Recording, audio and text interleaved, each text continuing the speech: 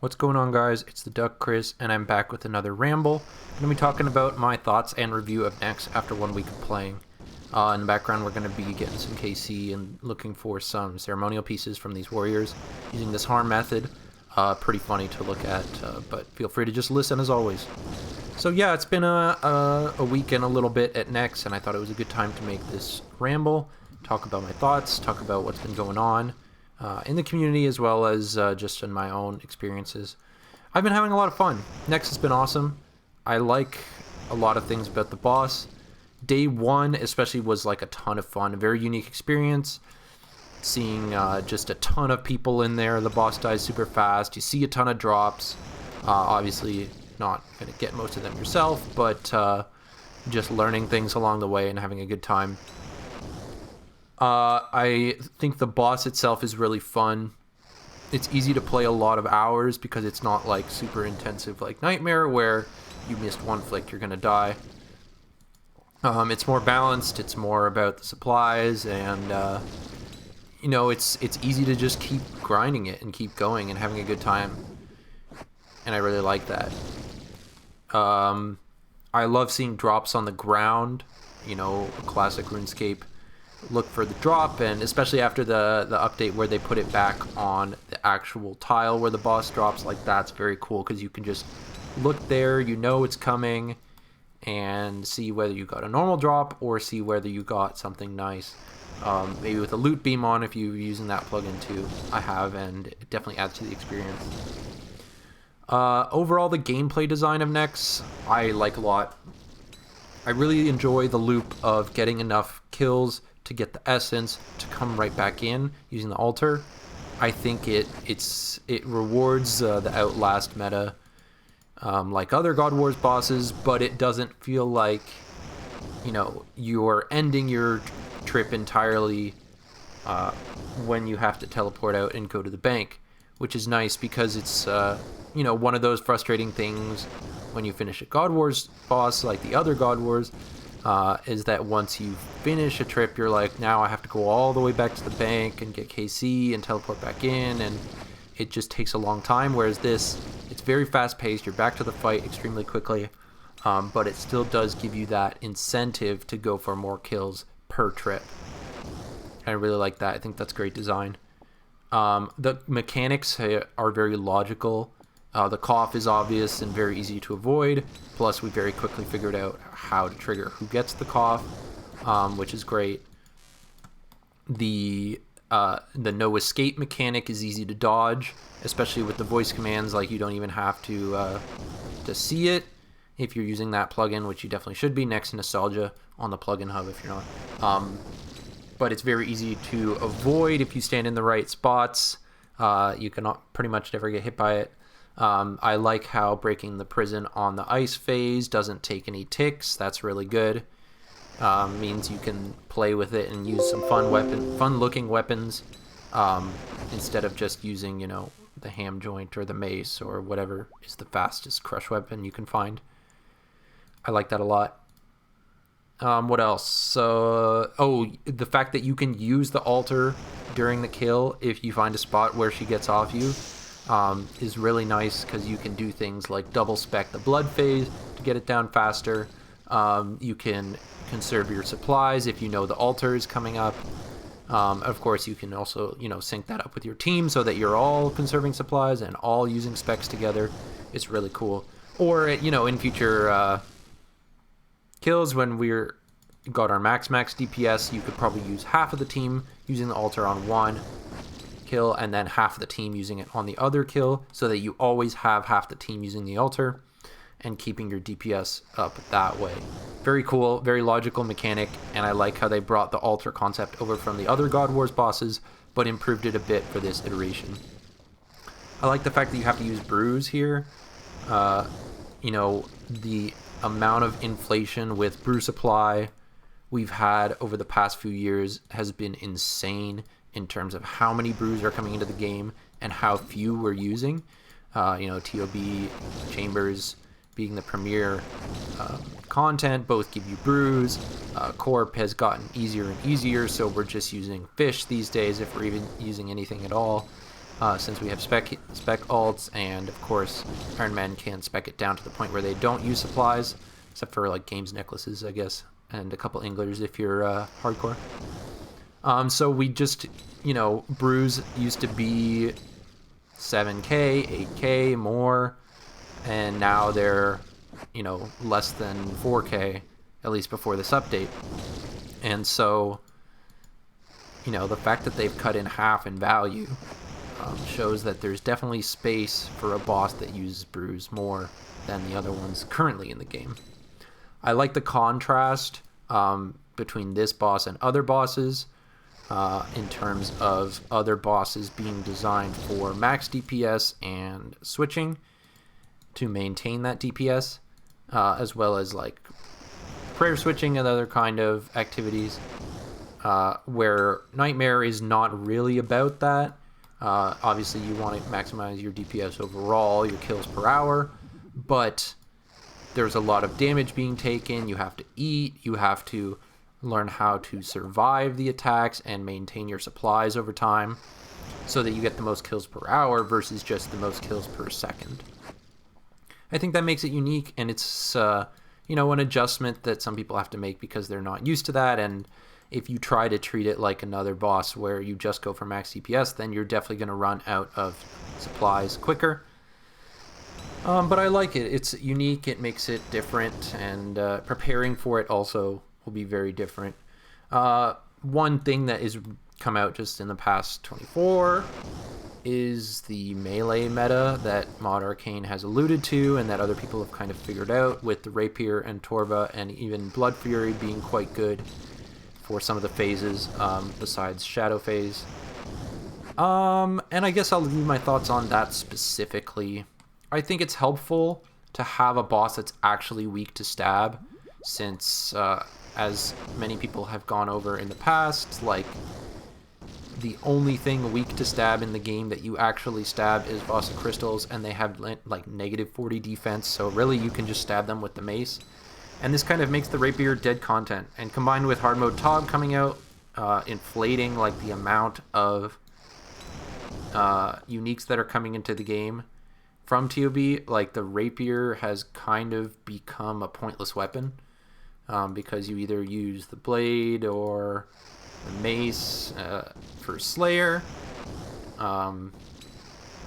Blade you have probably if you don't have Scythe, and then mace just as an overall great weapon, can be used in many places, like Sarachnis and Gargoyles for Slayer.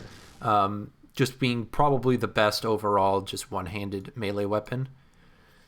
The Rapier just kind of fell out of the meta a lot. I sold mine for a long time, didn't have one, didn't use it at all, didn't ever feel like I needed to use it.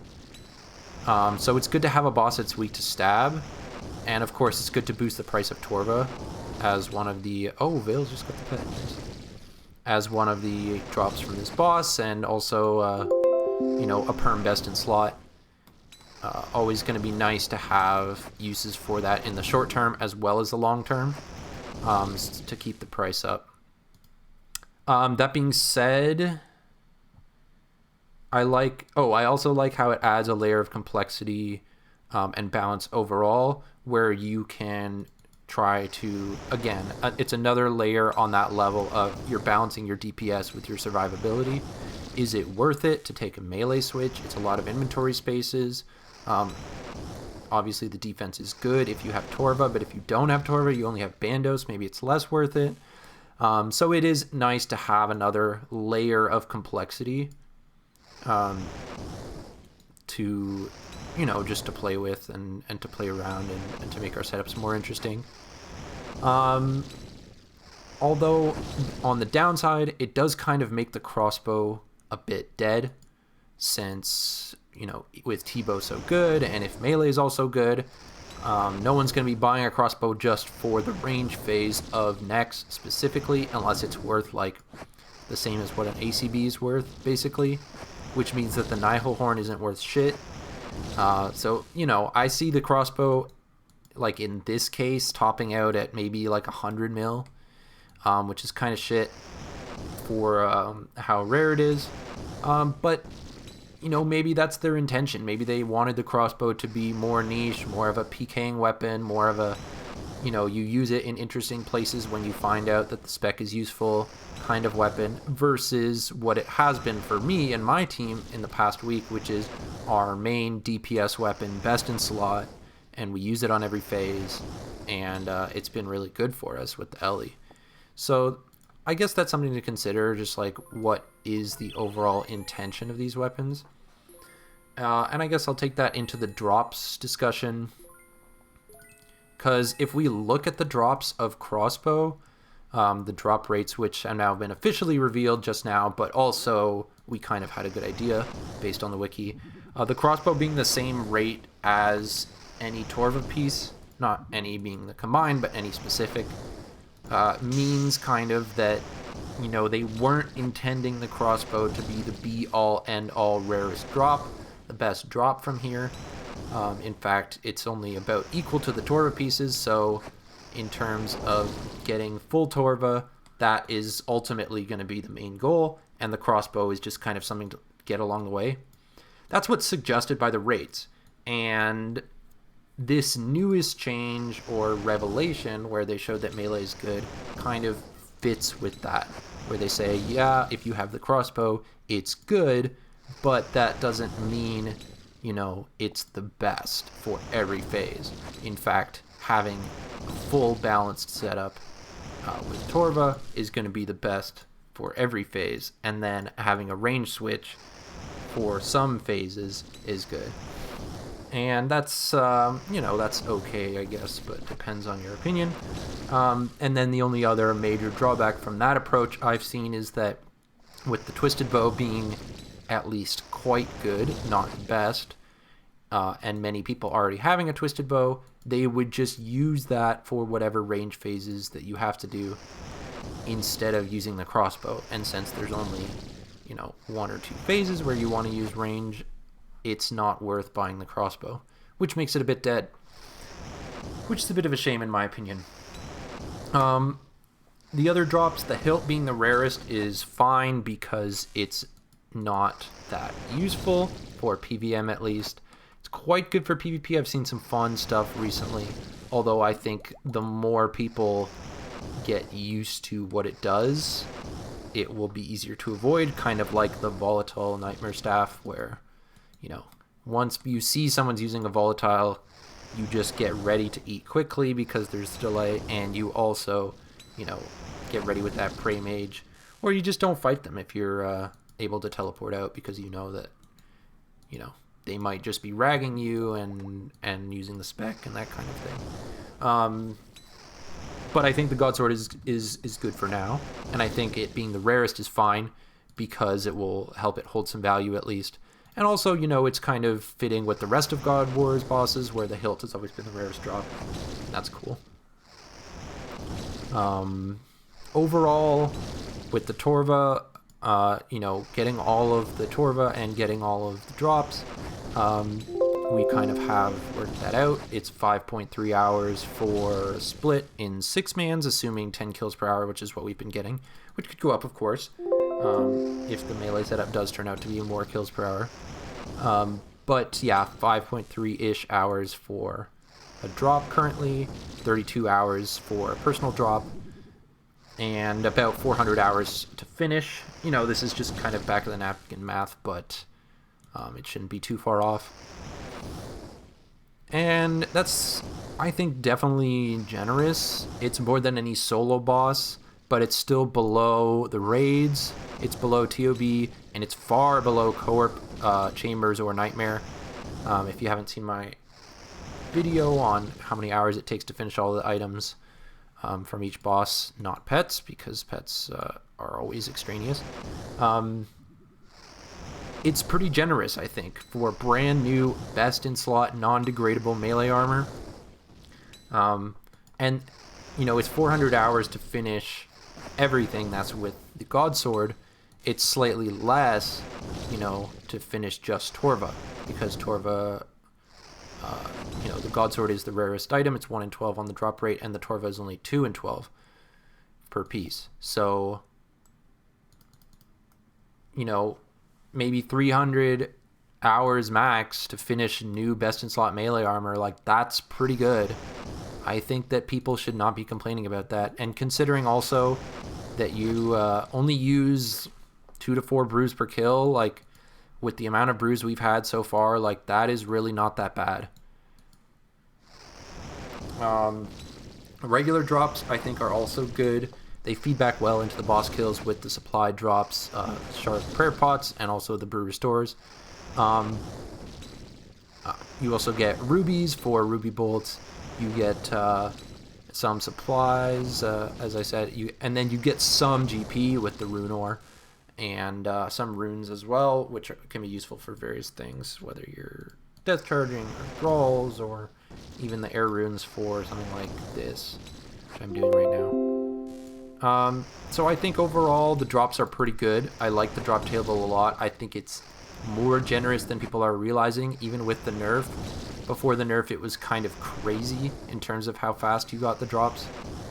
And it's definitely, you know, better than you would think. I think people shouldn't think about this boss as a God Wars boss, because it's really not. It's a group boss.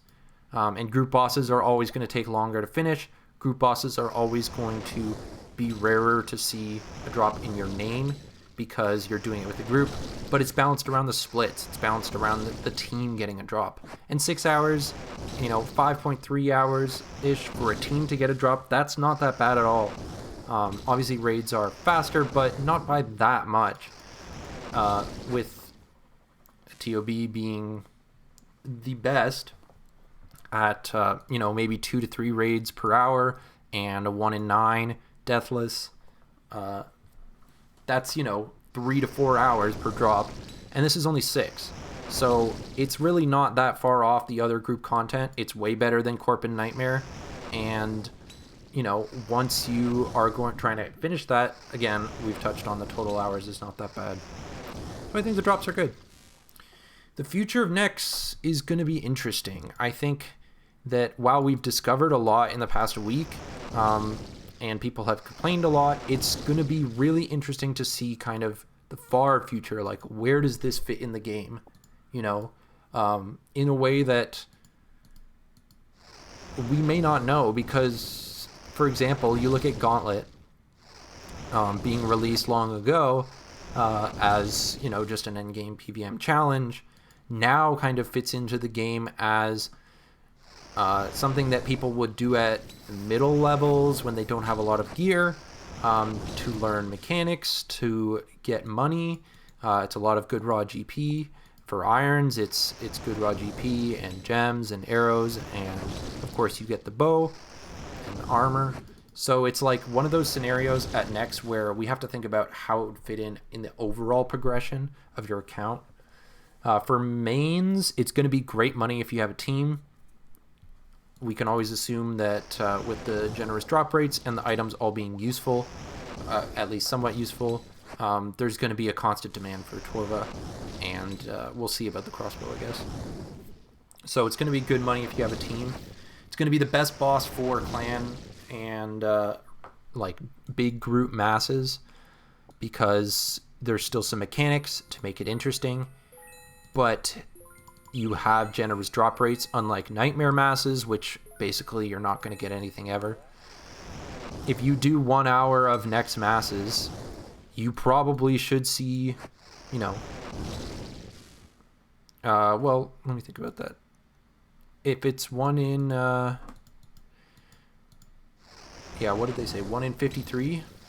And if you're doing 1 minute kills, 2 minute kills, you should see a drop every hour or so. That's really not that far off of, you know, the best drops, the best kind of mass content in the game, which used to be God Wars and Corp as well. It's better than Corp for sure in terms of chance to see something at least and have excitement in your clan events. So it's definitely going to be the best boss for clan masses just for fun. And I think that is going to be really cool. If you're pet hunting or camping it long term as a main, you're gonna have high gear requirements for sure, whether that's melee meta or just range meta. If it's just range meta, you're gonna want Ellie and the crossbow, and full armor, of course, and Twisted Bow for the minions. And if it's melee meta, then you're going to want Rapier and Torva, and still a good range switch for the Shadow Phase, whether that's bow or crossbow. So it's definitely going to be one of those grinds where you don't do it at first. You wait till you have a team, you wait till you have good gear, probably around the same time as raids or later. So that's an interesting point for the mains. For irons, also it's going to be later in the progression for sure, because you need to stack brews. Stacking brews before you start this boss is going to be very important. And with the amount of birdhouse runs that irons already do, this shouldn't be an issue in terms of by the time you have the gear to get here. But you definitely probably won't be rushing it with bad gear like rune crossbow, hides, that kind of thing, because the brew drain would just not be worth it. So it will be a bit later in the account. If you end up using melee method with a stab weapon, maybe you could rock Bandos and a Fury and a Medicinal Dagger or a Hosta or something, but that might require you to either, again, keep up with a ton of brews or maybe farm blood shards, which people already do for some points, but it would definitely add some hours to this grind if you're constantly using the Blood Fury with your stab weapons. So I'm not sure if the irons would use melee in that case, but I think maybe, especially because even if you're ranging with a T-bow, you use a lot more brews. If you're ranging with a crossbow, obviously you have to get the crossbow, and then you have to sustain Dragon Bolts, which, oh, I guess I forgot to touch that on the drops, but again, you do get some here to help sustain, but probably wouldn't be enough overall. So, yeah, interesting to see irons. It's going to be late game for sure, which is fine, because obviously it's the late game armor, it's the late game rewards, and you're definitely going to need to put in some time for that. And of course, you need 90 smithing to make Torva, so that's interesting. The last thing I want to talk about with Nex and with the whole experience of Nex release has been the mods and the community response, because this is kind of the most crazy release back and forth that we've had in a while. The Nightmare release was similar in terms of players saying there's a lot of things we don't like about this boss, and the mods, you know, taking that feedback into account, they changed the drop rates a bunch.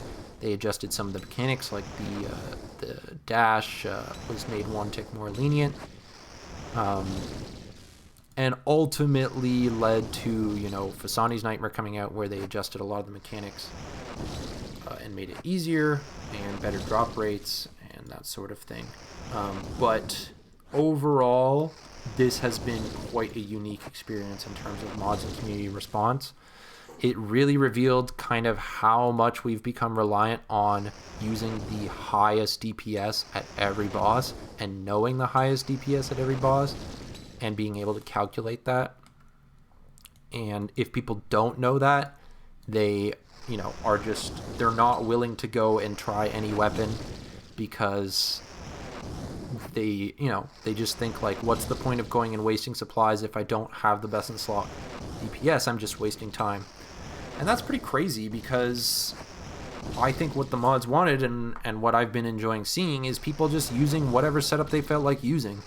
And yeah, it looks a bit goofy when you see people with like 3 Inquisitor pieces, hammer, and an assembler. But, you know, they're having fun. They're testing it out. They're seeing how it works. And people can disagree and be like, well, I don't think that's good. And other people can be like, we found a setup that works for us and for our team, and just stick by that. And so I think it's just crazy how much people have been upset about the fact that they can't calculate the best DPS. Part of that is the monster examine being blocked off, which I agree is interesting because they haven't ever done that before, or at least not in a long. I think they maybe did it once or twice, and I don't remember when, but it's interesting in the way that it kind of prevents us from calculating the DPS. And while people can say, well, they've never done that before, why do it now? It feels artificial. The truth is that in the past, when Monster Examine was originally made, we didn't have DPS calculators. So you could look at it and say, well, Verzik has low slash defense.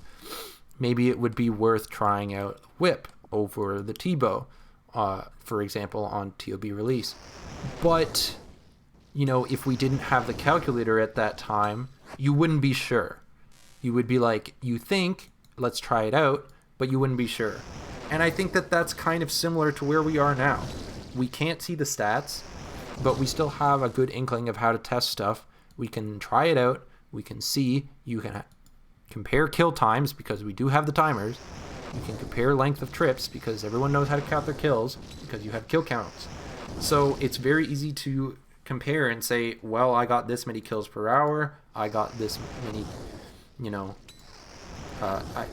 I was able to finish this phase in this much time. This is how many brews we're using per kill. And I feel like that's fine in terms of how to compare gear. You don't need to calculate it right off the bat. And one thing that I think the mods did kind of misstep here is the feel like they need to respond to the community on day one. There's always going to be a vocal minority, and in this case, maybe it was a more unique minority in that some of the lower level players had complaints and also some of the higher level players had complaints. But for the majority, I feel like most people have been enjoying Nex. And the fact that there were people complaining about some of the aspects that the mod specifically chose to make that way, such as blocking Monster Examine and such as having unavoidable damage through prayer, there were complaints about that, and the mods felt like they had to explain themselves. They felt like they had to tell people, no, Nex is a good boss. You're just not doing it the right way. But I think that if they had just kind of sat back and let those people experiment and let those people talk amongst the community and figure out what setups work for them, I think that they wouldn't need to explain themselves as much. And I think that basically the work speaks for itself. And it's a negative because, the more that the mods feel like they need to convince people that Nex is a good boss because of things that only they know, the more it takes away the discovery. They've just put out the drop rates and it's only been 9 days. They posted in Discords, guys, there's a melee setup. You have to use the melee setup.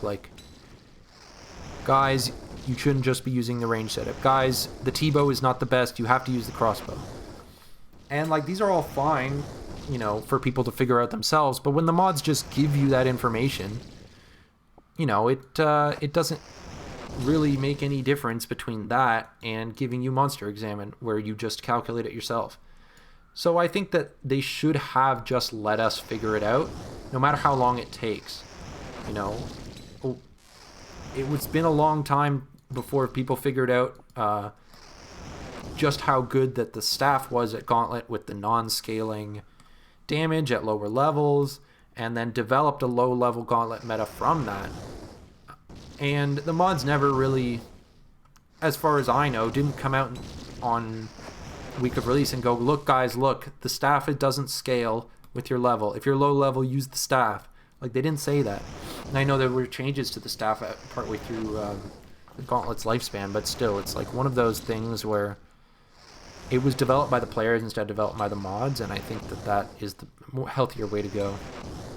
The instances also, I think, were definitely a bit of a jump the gun kind of scenario. We really didn't need infinite instances on day 2 or 3, whatever it was. I understand that people wanted to play with small teams and that there weren't enough worlds to do so. But if you really wanted to do that, maybe just make one other instance per world that was limited to 10 people or less, or was limited to a clan chat or something like that. You double the amount of worlds, but you don't make it infinite. And we've seen the effect on the prices with, infinite instances being able to be developed. And now, a week later, there's plenty of open worlds and people could have just gone in. Yes, there's crashing, but that's the kind of thing that we've always had to deal with in these games, and I don't see why this should have been any different. Overall, I think, you know, people were just a bit complainy with how much they didn't like the masses.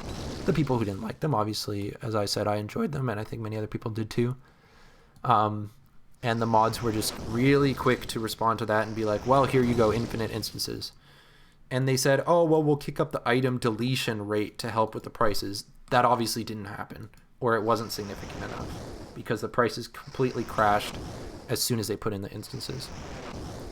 Overall, I think the gameplay changes have been good, quite conservative.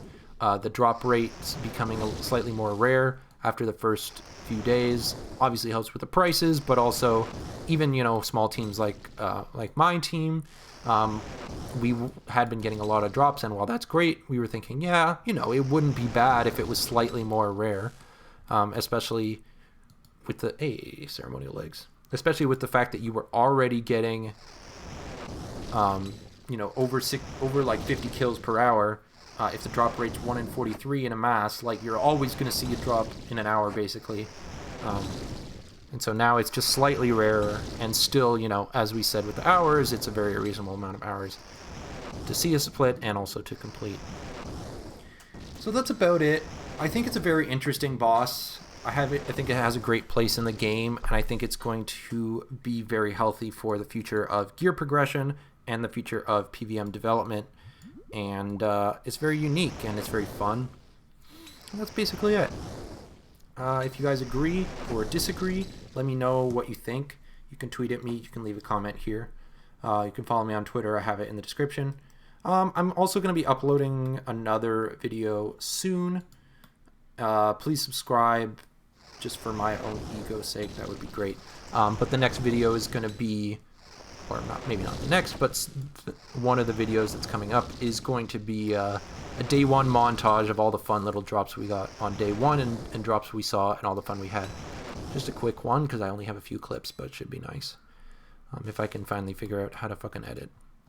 So that's about it. Thank you for watching. Until next time, peace.